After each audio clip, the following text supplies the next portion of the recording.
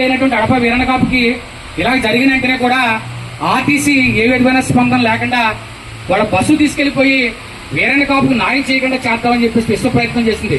ఖచ్చితంగా అక్కడికి వెళ్ళి బస్సును మేము ఆపి వీరన్న కాపుకి ఏదో చెయ్యాలని చెప్పేసి మేము కూర్చుంటే కనుక మా మాట కూడా విన కంట్రోల్ అవుతాయి కనుక ఎమ్మెల్యే గారికి ఫోన్ చేస్తే రాజానగరం ఎమ్మెల్యే బత్తూరు బలరామకృష్ణ గారు మన బూరుపూడి గ్రామంలో ఆయన లేచిన వెంటనే నిద్ర లేచిన వెంటనే మోకం కూడా కడుక్కోకుండా డైరెక్ట్ గా బూరుపూడి గ్రామంలో వచ్చి మన ఎక్కడైతే గేదెలు చనిపోయాయో ఆడప వీరన్నకి పెద్ద కాపుకి అన్యాయం యాక్షన్ జరిగిన చోటు కూర్చుని ఆయనకి న్యాయం చేసి వాళ్ళ ఆర్టీసీ యాజమాన్యం దగ్గర వాళ్ళ ఎవరైతుందో ఆర్టీసీ డ్రైవర్ యూనియన్ దగ్గర ₹1,00,000 వాళ్ళ కుటుంబానికి నష్టపరిహారం ఇవ్వాలని చెప్పి ఇప్పించి అలాగే ఎమ్మెల్యే గారు ఆయన సొంత డబ్బులు ₹50,000 ఆర్థిక సాయం కూడా వ్యాపార వీరన్న కాపుకి ఇచ్చారంటే